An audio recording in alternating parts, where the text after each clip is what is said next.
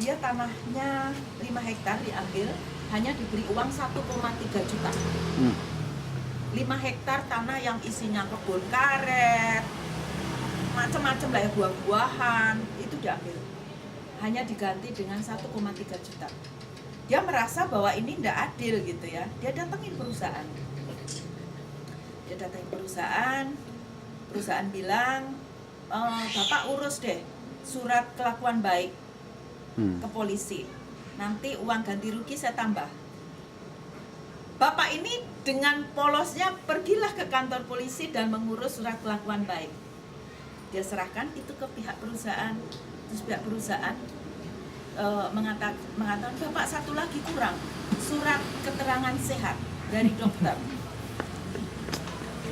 Nah itu yang saya maksudkan, jauh lebih tragis daripada apa yang dialami oleh orang Betawi. Bapak ini pergi ke dokter untuk surat keterangan sehat. Artinya apa? Dia yang menuntut keadilan itu dianggap sebagai yang kriminal dan tidak waras. Dia harus pergi ke dokter kan? Dia harus lapor polisi, minta surat kelakuan baik gitu. Dan para peserta pelatihan ini mengetawain dia atas kesadarannya, kebodohannya itu. Dan saya marah betul. Saya tidak peduli apakah mereka marah nantinya. Saya bilang, bapak-bapak di sini, saya bukan orang Dayak, tapi saya marah betul dengan pembinaan. Saya merasa terhina sebagai satu bagian dari kalian semua atas pembinaan yang dialami oleh bapak. Loh kok kalian ketawa? Apa kalian merasa tidak, ini bukan masalah kalian? Terus terdiam. Seperti itulah. Bisa ngebayang nggak situasinya kayak gitu? Orang kita itu polos. 15 hektar tanah diambil, melawan, anaknya ditangkap polisi, dua-duanya. Bapak ini dipaksa menandatangani, anakmu bebas kalau kau tidak boleh menuntut lagi, nggak boleh gugat-gugat lagi. Apa yang terjadi? Ditandatangani. Nah,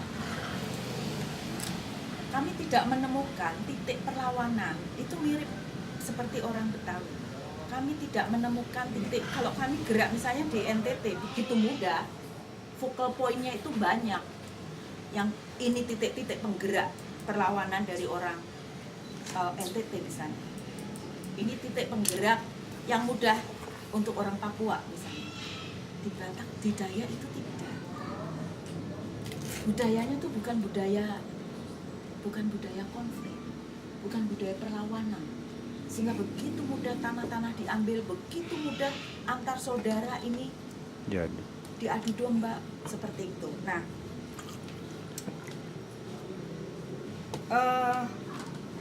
dalam satu, misalnya di NTT ya, satu masyarakat itu juga berbeda. Tanah itu aman ketika masyarakatnya itu mudah sekali bergerak.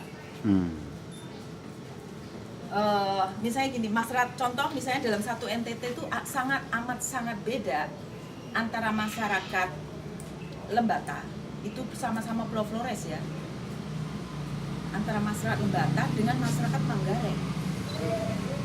Manggarai itu subur tanahnya, relatif dalam tanda kutip relatif makmur dibandingkan NTT lain. Misalnya Timor, TTS, Selatan. Kemudian Lembata. Tetapi Lembata itu bisa mengusir perusahaan tambang yang mau mengambil tanah-tanah mereka. Bisa mengusir. Ngebayang nggak? Sementara Manggarai ini yang jauh dalam tanda kutip secara ekonomi lebih baik. Aduh, tanah itu begitu mudah. Mereka kasih 1 juta, tanah dilepas. Begitu mudah. Ketika orang Manggarai, saya melihat ya, orang Manggarai bertanya, kenapa ibu kami tidak seperti Lembata atau seperti Timor? Saya mengatakan, karena kalian tidak punya ikatan lagi dengan tanah. Nggak ada ikatan dengan tanah lagi. Cirinya apa? Ada nggak adatnya dijalankan? Selagi ada tidak dijalankan, selama itu pula atau secepat itu pula tanah bukan menjadi bagian dari kehidupan masyarakat. Itu kelihatan sekali. Dan ketika budayanya ini bukan budaya konflik, secepat itu pula tanah itu hilang. Jadi ada dua soal tadi ya, soal ikatan dengan tanah. Ketika ikatan dengan tanah itu lemah, perlawanan juga lemah. Rasa kehilangan tanah itu semakin minim gitu. Selama budayanya bukan jadi budaya damai, di satu sisi ya bagus ya. Mana ada konflik orang Betawi ini? Nggak ada kan? Budayanya tuh bukan budaya konflik, tetapi itu juga di sisi lemahnya lemah gitu budaya perlawanannya. Itu yang terjadi. Nah ini yang saya kita harus kritis terhadap stigma ini, karena di balik stigma ini jangan-jangan memang ini dibuat untuk melemahkan orang Betawi gitu. Jangan-jangan ini Bung Cece yang tahu sejarahnya seperti apa munculnya, karena selalu di balik stigma ini akan terlihat siapa yang memulai menciptakan stigma ini. Nah, saya mengajak ini bertanya, saya tidak mau menjawab, saya hanya memberikan indikasi aja apa yang membuat Betawi ini mudah sekali kehilangan atau menjual tanahnya. Dugaan saya ya memang pertanyaan kita bersama masih apakah nenek moyang dulu orang Betawi yang sangat meletakkan tanah, kalau dibaca secara keseluruhan masyarakat adat atau masyarakat tradisional itu punya ikatan yang kuat terhadap tanah, karena tanah, tanaman, hutan itu adalah bagian dari identitas masyarakat. Maka apakah ini benar masyarakat Betawi sudah sampai seperti ini, ritual masih jalan tidak gitu kan, budaya-budaya yang terkait dengan tanah itu masih jalan atau tidak gitu. Nah,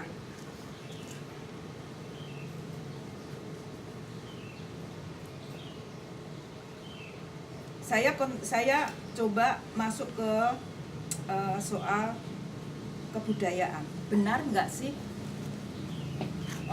ketika tanah hilang itu sebenarnya, mudahnya tanah hilang itu sebenarnya cerminan dari sudah sejak di sananya masyarakat Betawi itu hak ekonomi sosial budaya sudah dirampas.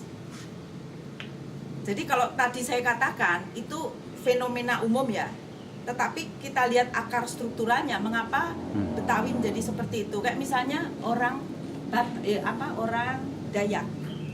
Orang Dayak itu pendidikannya jauh lebih tertinggal daripada masyarakat Papua, daripada masyarakat NTT. Zaman Belanda itu mereka udah terima pendidikan. Nah, orang Dayak itu pendidikannya jauh tertinggal, dia baru tahun berapa menerima pendidikan. Karena orang zaman kolonial itu Belanda takut sama sumpitnya orang Dayak. Dan sumpit itu beracun kan. Orang Belanda tuh takut terhadap sumpit itu. Dan bagaimana misalnya orang Dayak itu budaya dalam tanda kutip mengayom, itu sebenarnya budaya perlawanan mereka dan budaya bertahan mereka itu ditundukkan secara struktural. Karena mereka di stigma, bagaimana stigma terhadap orang Dayak yang Dayak makan orang, Dayak tukang penggal kepala, gitu kan? Sehingga kemudian mereka dilepas dari seluruh bagan perlawanannya orang Dayak. Sehingga menjadi masyarakat yang lemah perlawanannya. Nah, apa sih sebenarnya hak atas budaya gitu ya? Sehingga dari situ kita akan melihat apa yang tidak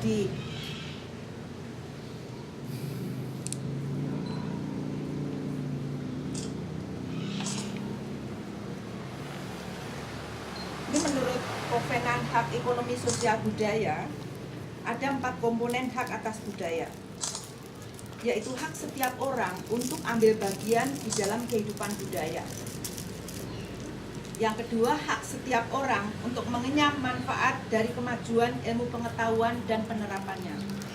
Ketiga, hak atas manfaat dan perlindungan kepentingan moral dan material yang diakibatkan oleh penciptaan karya ilmiah, bahasa, atau seni dengan penciptanya selaku ahli waris. Dan keempat, kebebasan yang sangat diperlukan untuk riset ilmu pengetahuan dan kegiatan seni. Yang pertama adalah hak setiap orang untuk ambil bagian dalam kehidupan budaya.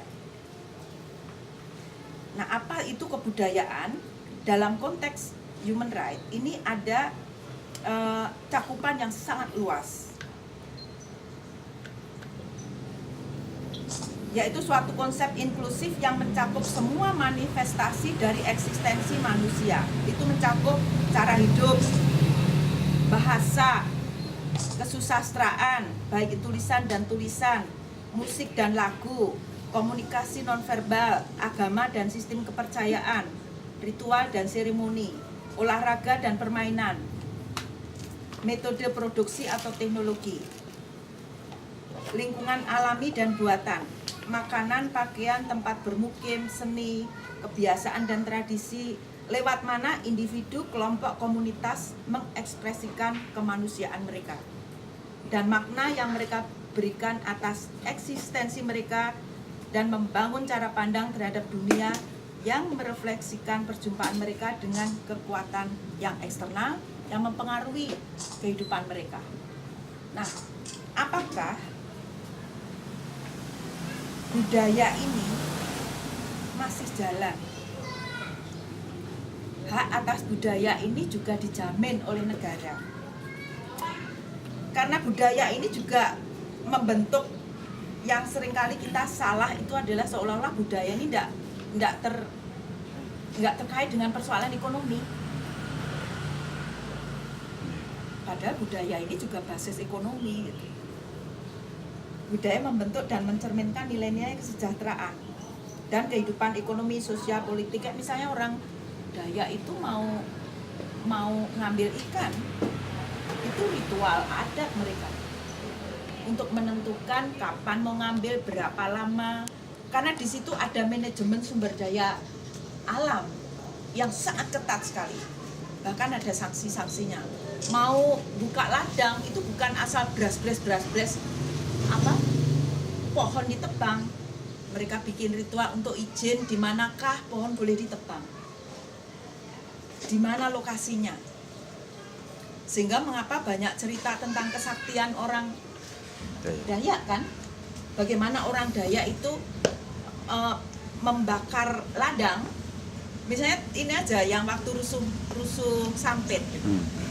Itu kan rumah orang Dayak, kan campuran tuh, Dayak, Melayu, campuran kan. Tapi kenapa yang terbakar tuh hanya rumahnya orang Madura? Ini berjajar-jajar ini hanya orang Madura saja nih yang yang terbakar gitu. Sekitarnya enggak. Orang Dayak misalnya orang orang Dayak, dia kalau ngambil aja barang orang Madura, rumahnya ikut terbakar. Jadi ada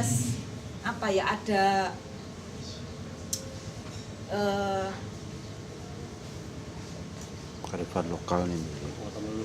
Kata itu buat mereka itu bukan sekedar ngomong gitu. Ada tuahnya. Ada tuahnya gitu, nggak seperti zaman modern.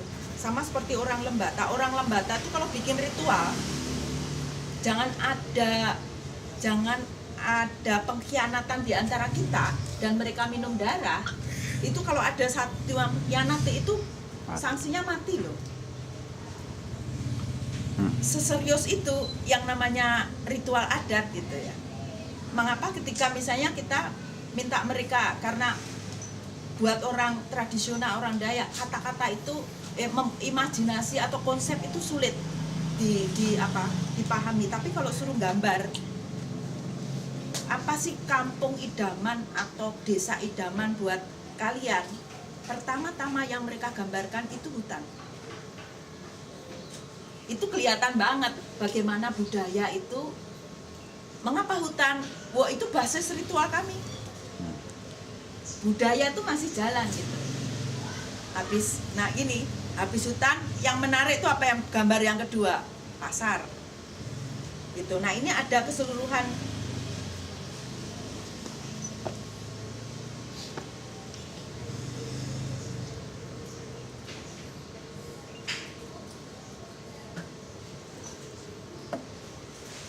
Nah, kita bisa mengukur apakah benar-benar hak atas budaya ini dipenuhi. Ini 3 ukurannya. Yang pertama adalah apakah ada satu partisipasi, 2 akses, dan 3 kontribusi terhadap kehidupan budaya. Kita bisa refleksikan bagaimana masyarakat Betawi ini. Partisipasi ini mencakup setiap orang ya, baik sendiri atau bersama dengan yang lain sebagai komunitas, untuk secara bebas memilih identitasnya.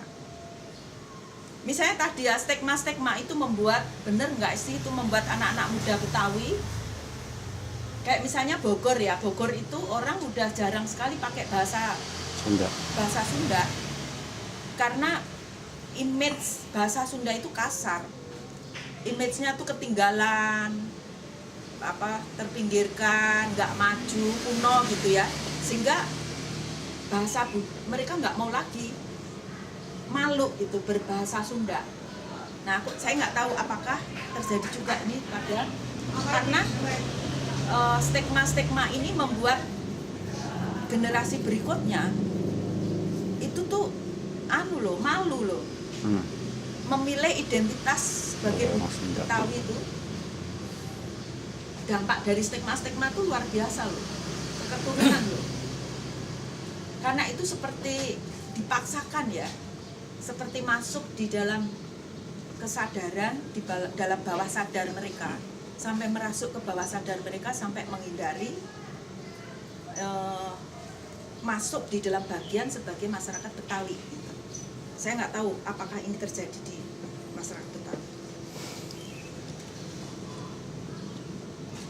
Misalnya mengidentifikasikan diri, apalagi ditambah dengan FBR gitu ya, Forum Betawi Rempuk, itu semakin identitas Betawi itu semakin terstigma gitu, nggak masuk akal gitu. Ada orang masyarakat Betawi yang sangat anti konflik, tiba-tiba muncul FBR gitu. Nah ini tumpuan-tumpuan itu ya. Kemudian untuk mengidentifikasikan atau mengubah pilihannya untuk ambil bagian dalam kehidupan politik, terlibat dalam praktek kebudayaan, benar nggak sih? Kebudayaan ini masih dipraktekkan dalam kehidupan Betawi. Kalau ini masih dipraktekkan, saya kira ikatan terhadap tanah itu akan semakin kuat, akan tidak seperti sekarang kalau budaya-budaya ini dipraktekkan.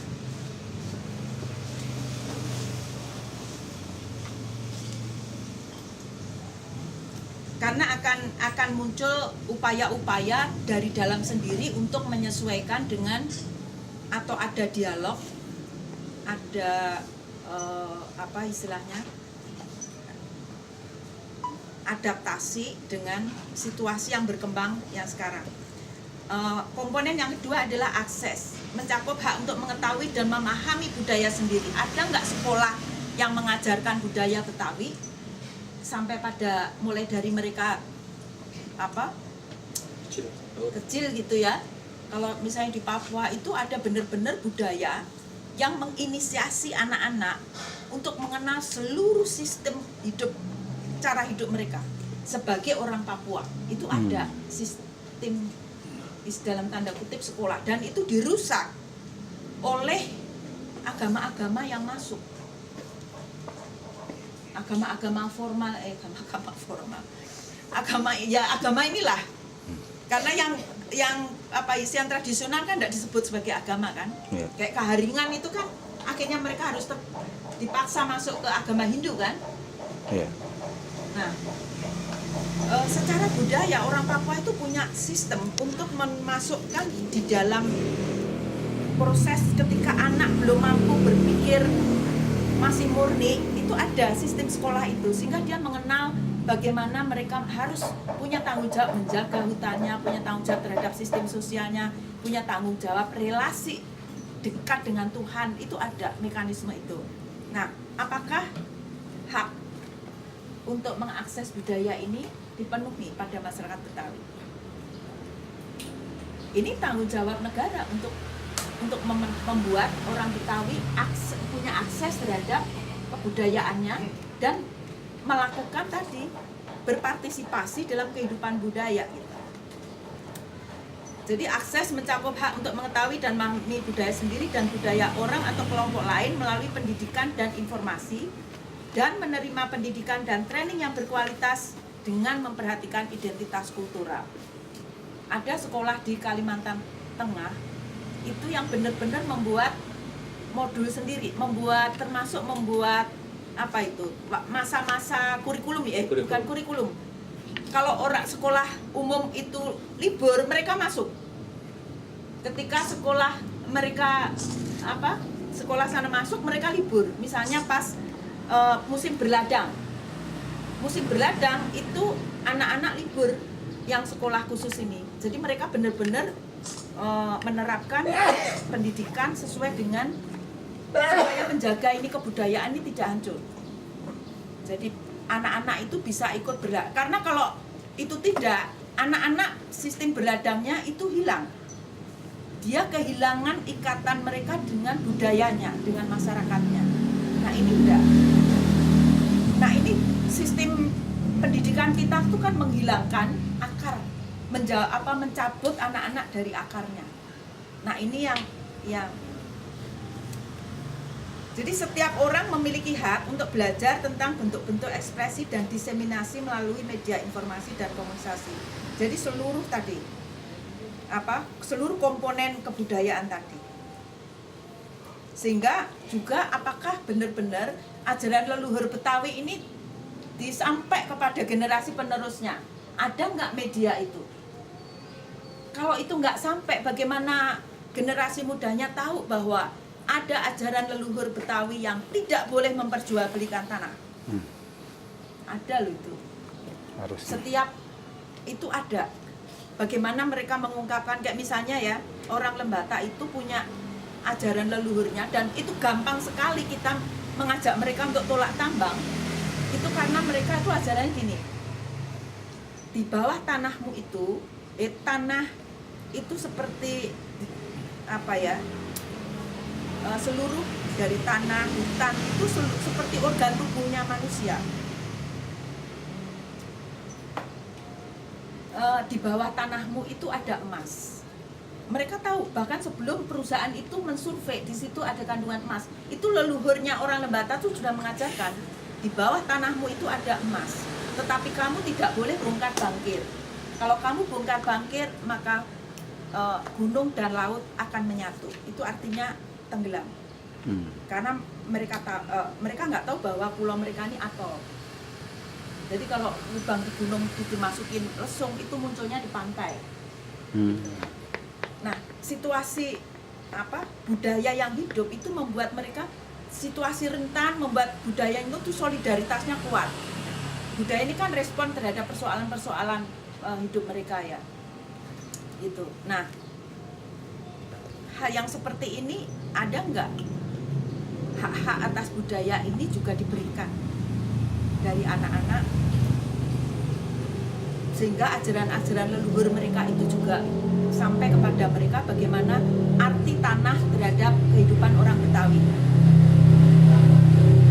Nah, kalau itu nggak diajarkan, ya bagaimana orang Betawi mengenal bahwa mereka ini punya leluhurnya mengajarkan bagaimana tanah dan tumbuhan itu bagian dari identitas mereka.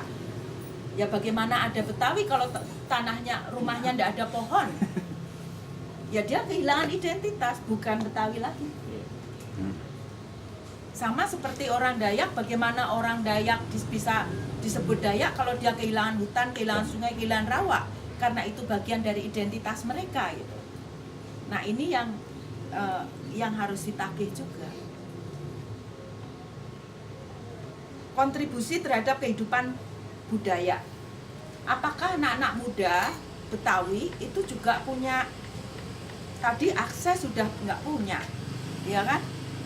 Partisipasi nggak memungkinkan karena nggak ada media untuk memperkenalkan kebudayaan Betawi pada anak muda, pada anak-anak di sekolah-sekolah. Kemudian bagaimana mau berkontribusi untuk mengembangkan budaya Betawi? Gitu. Ajaran-ajaran leluhur bagaimana bisa dia juga berkontribusi?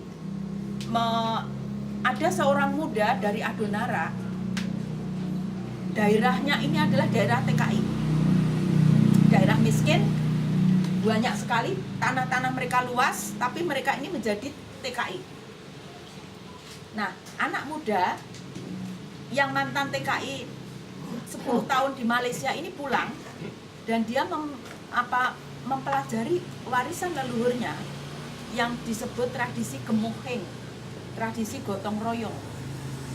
Itu dia berkontribusi bagaimana tradisi ini masih bisa berlangsung dalam konteks modernisasi, dalam konteks globalisasi, dalam konteks neoliberal yang menghabisi sistem kehidupan mereka. Dia ubah, dia ciptakan, dia berinovasi yang namanya koperasi tenaga kerja, dan itu mengembalikan seluruh sistem hidupnya orang Adonara yang dulunya berkonflik atas tanah dengan tradisi. Dia mengembalikan tradisi Gemuheng dengan konteks yang baru. Itu membuat orang-orang Adonara kembali menghargai tanah-tanah leluhur mereka. Nah ini ya bagaimana mau berkontribusi kalau tadi soal hak atas budayanya aja tidak dikasih. Akses terhadap budaya mereka sendiri nggak ada sarananya. Pendidikan yang diberikan mencabut anak-anak dari akar budaya Betawi. Bagaimana mau berkontribusi dan tahu tentang warisan leluhur mereka. Nah, ini kondisi yang diperlukan untuk realisasi atau memenuhi hak atas budaya. Satu, ketersediaan tadi yang terkait dengan persoalan budaya dalam konteks yang lebih luas tadi. Mas Tigor tadi sudah menjelaskan bagaimana ini semua bisa berlangsung. Saya menambahkan tadi ya, kalau konteksnya penggusuran itu sebenarnya sudah sampai pada 3 pola, Mas. Yang pertama, hak atas pembangunan itu di zamannya Soekarno dan Soeharto. Digusur atas nama pembangunan, ya kan? Dibilangnya pembangunan tapi wujudnya adalah mall, apartemen, kantor-kantor mewah gitu ya. Tahap berikutnya penggusuran itu mengarah kepada pengembalian lahan-lahan yang diduduki masyarakat. Dulu zaman pasca reformasi itu model penggusurannya arahnya ke situ. Ketiga, di era reformasi, pasca tadi ya, di era reformasi penggusurannya itu untuk mengembalikan ruang terbuka hijau. Sehingga sebenarnya ini sudah dari tanah sudah diambil-ambil. Mereka ini saya menemukan ya, riset kami tahun 2002 itu orang-orang Betawi yang benar-benar sudah mempet di pinggir sungai. Dulu lahannya di tengah kota, sudah dijual. Sudah pada tahap pertama ini adalah korbannya orang-orang yang punya tanah luas. Ini kalau mau ngomong soal tanahnya orang Betawi ya. Korban kedua adalah kita ingat ketika krisis pemerintah meminta sektor swasta ini memberikan atau tanahnya untuk diolah warga. Nah, penggusuran pasca reformasi itu mengembalikan tanah-tanah yang diduduki warga kepada dalam tanda kutip pemiliknya. Dan yang ketiga adalah tadi arahnya udah tanah udah tidak ada, rumahnya juga sudah mepetnya kemana? Ke ruang-ruang sisa.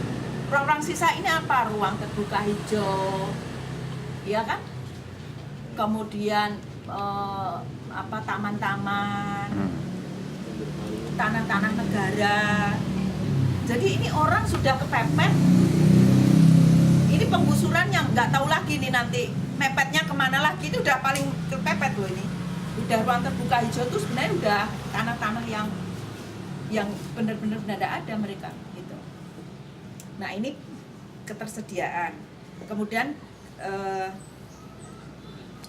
keterjangkauan, ada akses, dan ketiga bener nggak ada hukum, kebijakan, strategi, program supaya masyarakat Betawi ini punya, ada nggak program-program itu?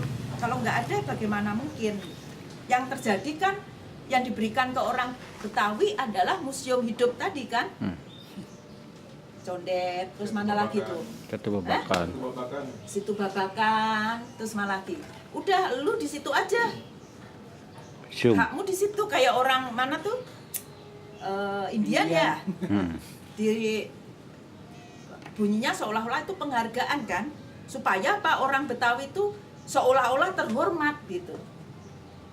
Padahal sebenarnya itu supaya pemberian monumen-monumen hidup itu supaya orang Betawi nggak merasa sebagai yang dimarginalkan terus-menerus, yang didesak-desak, dipaksa-paksa, ditekan-tekan atas nama pembangunan. Makanya kasihlah Penghargaan. cagar budaya. Artinya ya Betawi dadah gitu kan. Selamat tinggal. Punah Itu ya. sebenarnya bunyinya begitu. Saya kira itu ada adaptabilitas, ada ketepatan. Nah ini 3 kewajiban negara terkait dengan hak, baik itu hak atas budaya, hak atas apapun ya, adalah menghormati, melindungi, memenuhi. Menghormati, negara menahan diri untuk intervensi secara langsung atau tidak langsung terkait penikmatan hak untuk turut serta dalam kehidupan budaya. Bener nggak sih orang Betawi itu suka jual tanah? Sekarang ngebayang aja, ini gedung-gedung mewah, orang Betawi punya tanah, mampu nggak bayar pajak? Dinaikin lagi Bu PBB. Apalagi pajaknya dinaikin. Itu yang terjadi pada masyarakat Betawi di Bekasi kan. Mereka mempertahankan pertaniannya, tapi bagaimana mungkin mempertahankan pertaniannya ketika pajak tanahnya mahal gitu. Jadi saya kira satu paksaan yang sangat halus gitu, yang membuat orang Betawi ini jadi orang jual tanah itu ya. Kemudian jadi tidak ada perlindungan kepada negara ini, bukan hanya orang Betawi sebenarnya. Negara ini nggak punya kebijakan terhadap soal tanah. Sangat liberal. Orang boleh menguasai, satu orang boleh menguasai tanah sampai sekian persen dari luas wilayahnya. Itu terjadi di mana-mana. Gitu. Kemudian melindungi. Bagaimana supaya benar nggak itu negara punya niat baik untuk melindungi tanah-tanah orang Betawi ini supaya tetap orang Betawi ini punya akses atas tanahnya sendiri. Ada nggak kebijakan itu melindungi supaya tanah orang Betawi ini tidak dirampas oleh perusahaan-perusahaan yang mau membangun mall, mau membangun apartemen atas nama dengan dalih pembangunan tadi? Ada nggak perlindungan itu? Nggak ada kan? Ketiga, untuk memenuhi tadi soal benar nggak memenuhi hak Betawi atas budaya. Benar-benar orang Betawi ini diajarkan atau dikenalkan pada ini loh situasi mengancam yang kau hadapi. Supaya masyarakat Betawi ini punya mekanisme yang namanya resistensi. Melawan. Paling enggak